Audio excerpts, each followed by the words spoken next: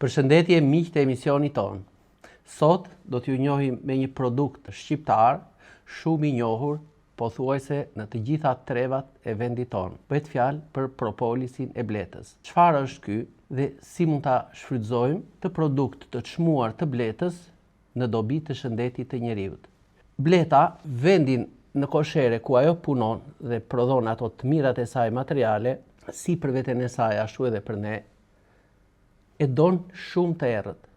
E nëse ka ndonjë hapësirë që fut ndonjë rreze drite të hollë, kjo mbledh disa rrëshira, disa dyll nga sythet e pemëve dhe i depoziton në ato plasaritjet e vogla që mund të kenë ato drasat e drurit të zgjojit të bletës. Ky është pikërisht propolisi. Është një produkt natyral, të cilën bleta e mbledh nëpër sythet e pemëve, përfshi pishën, mështeknën, dëllinjën, të gjitha nga ato bimë të cilat kanë rrëshira të ndryshme.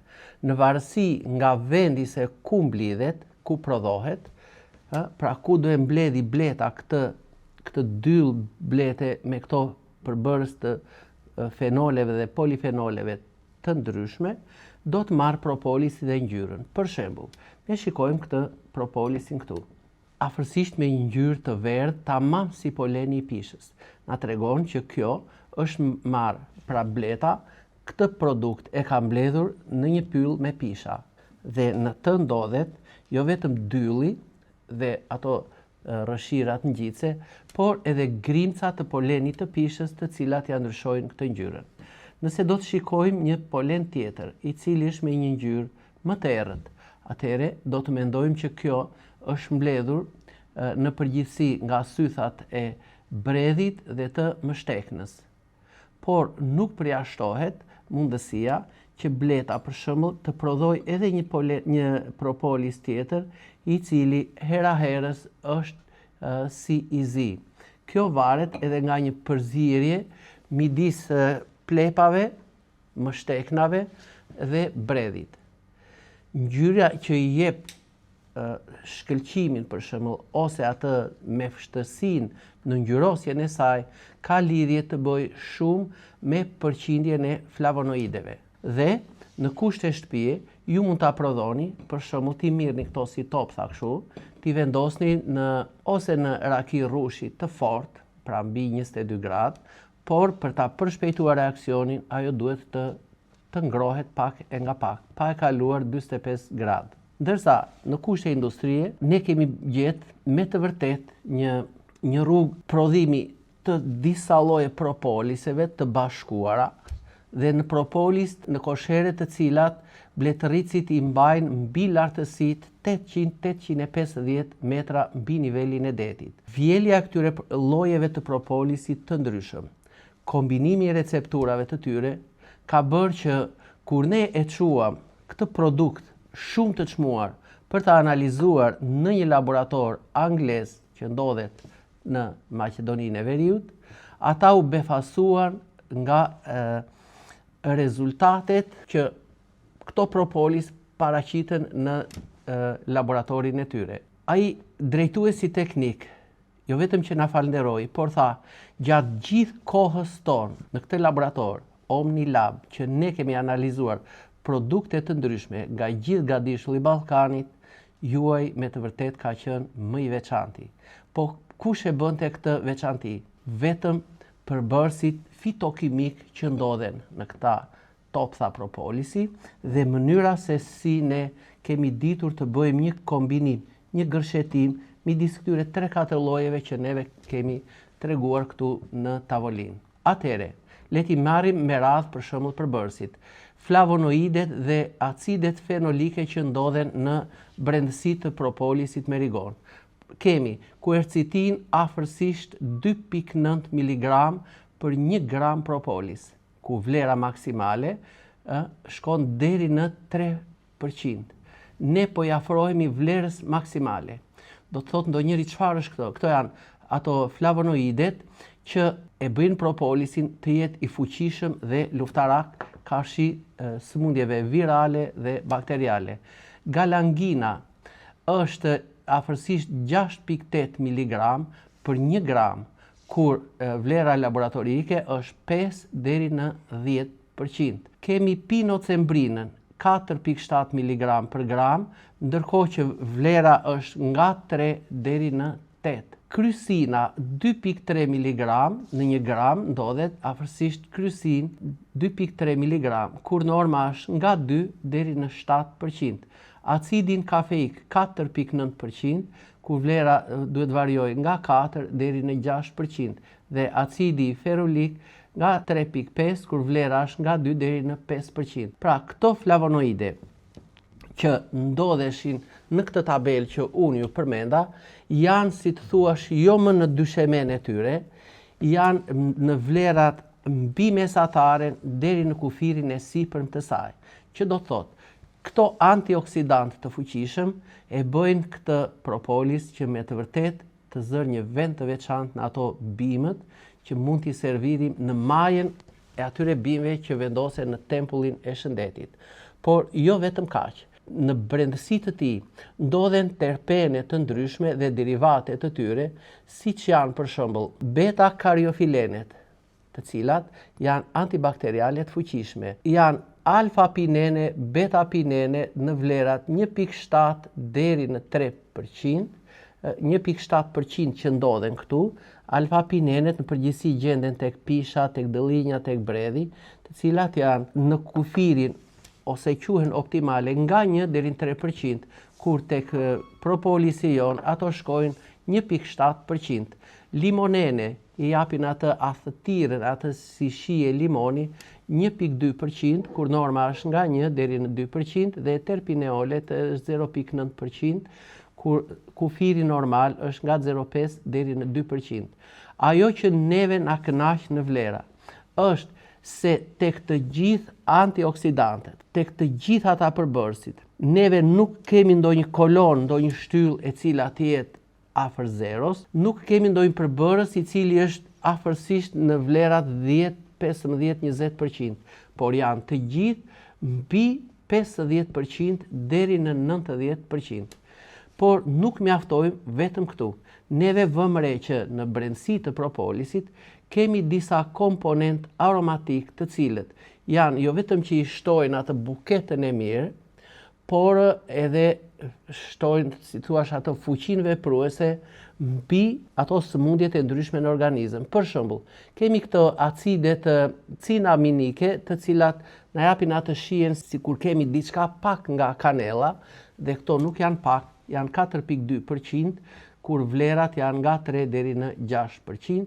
Kemi vanilinën, e cila shkon nga 1.15% që ndodhet te ky lloj propolisi, kur vlera është nga 0.5 deri në 2%.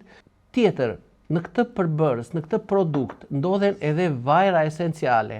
Pra ne përmendëm që janë këto rëshirat, por janë edhe vajrat esenciale. Këto vajra esenciale, më të shumtat do të varen nga origjina ku është mbledhur ky produkt, por ajo që na bie më shumë në sy, eugenoli shkon afërsisht në një vlerë 0.85%. Është një vlerë shumë e kënaqshme. Ku ndodhet eugenoli, për shembull? Mund të themi në një përqindje të kënaqshme është e karafili. Ajo esenca e karafilit përdoret shumë nga këta stomatologët për të frenuar përhapjen e infeksioneve në rrënjët e dhëmbëve dhe dhëmballëve kur ata punojnë mbi to.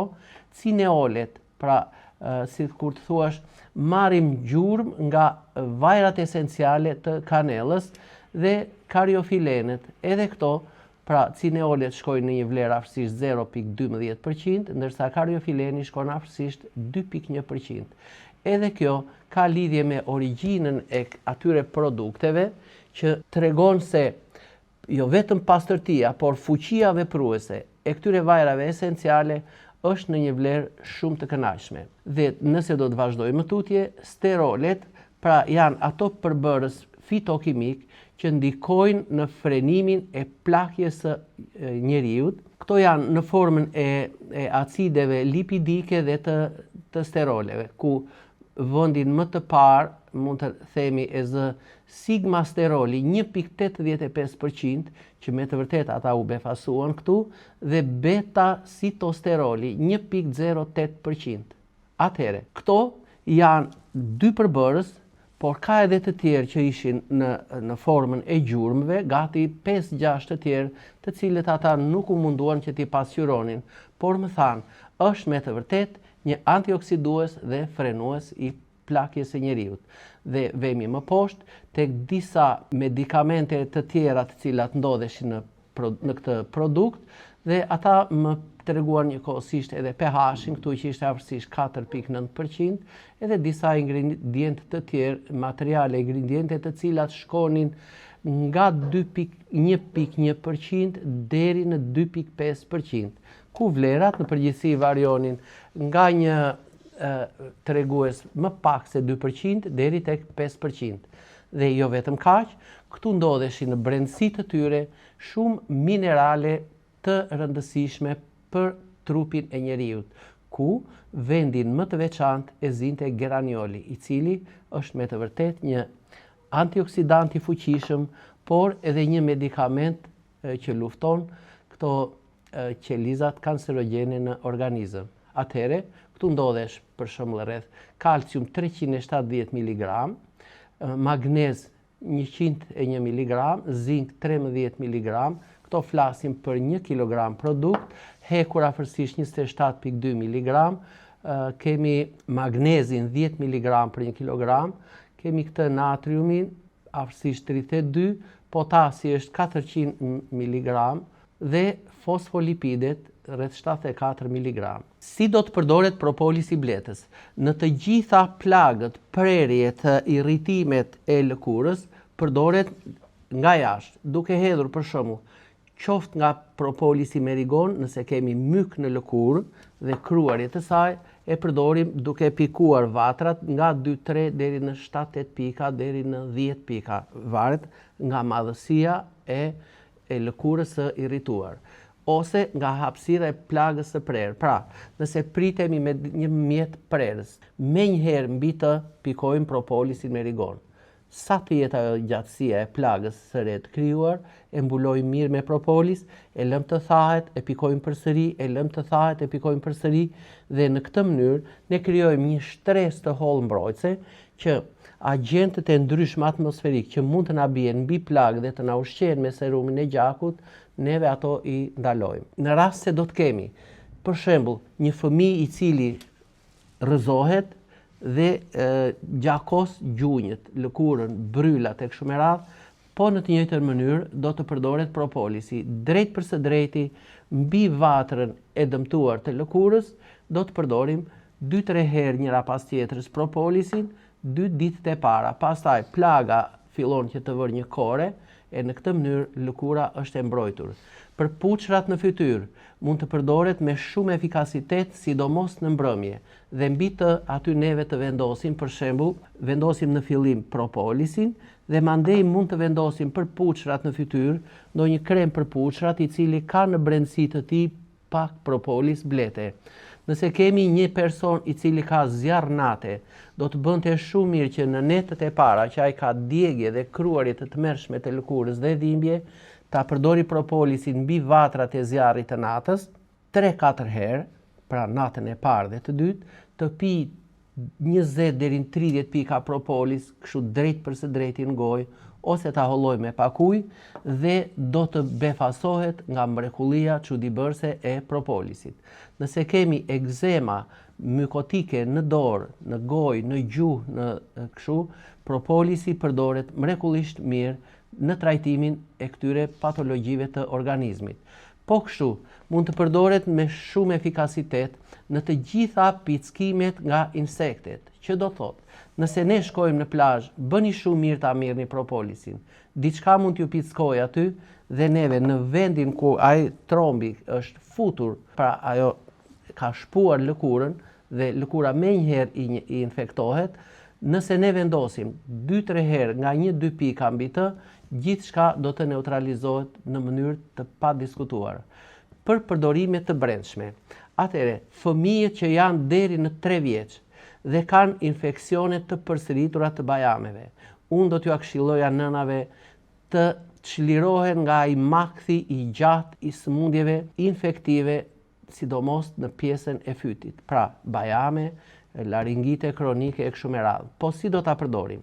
Në një lugë çaj me ujë ose ndonjë çaj mund të hedhim për fëmijë deri në 3 vjeç, 3 herë në ditë nga 3-4 pika propolis, e tresim në pak ujë dhe ja japim ta pi, gjithmonë pas buke, në mënyrë që të mbetet propolisi. Për fëmijët mund të përdoret me shumë efikasitet edhe ky propolisi tjetër, për puçrat mund të përdoret ky propolisi, i cili është marrë në një fushë. Kosheret e bletës aty mund të kenë rrotull tyre mbi 500 hektar bim medicinale, pra në malësinë e madhe. Fëmijët deri në 3 vjeç e përdorin me shumë efikasitet 3 herë nga 3-4 pika.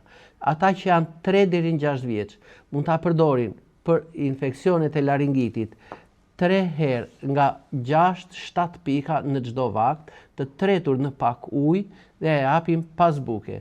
Fëmijët deri në 10 vjeç mund ta çojnë deri në 8-9 pika dhe ata mbi 10 vjeç mund ta çojnë pa frikë 10-12 pika në vakt të tretur në një lugë supe me ujë. Propolisin gjithmonë përdoreni pas buke në mënyrë që ky të vrasë, të shkatërrojë bakteriet dhe mikrobet dhe viruset dhe njëkohësisht të na kryej ato mrekullit në organizëm, të uli temperaturën, të nxiti djersitjen dhe të uli shkallën e të rrisi shumë mirë rezistencën e organizmit karshi sëmundjeve. Kremi me propolis përdoret gjithmonë në ato puçrat cilat janë të mbushura me bakterie dhe kanë atë masën e qelbit, por njëkohësisht që mund të ketë edhe sebum mbi lëkurë dhe përdoret në këtë mënyrë. Pikojmë propolisin të parin dhe mbi të pastaj mund të vendosim kremin, sidomos në mbrëmje. Përdorim nga këto kremra të cilat kanë jo vetëm në përbërjen e tyre propolis, por kanë edhe ekstrakte nga kamomili, kanë edhe dyllin e bletës.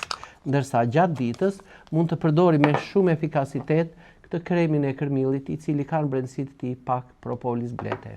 Propolisi është me të vërtet një medikament çuditëbërës, i gjithë fuqishëm dhe mund të përdoret edhe nga të rriturit, sidomos për sëmundjet virale, por njëkohësisht edhe për sëmundjet bakteriale.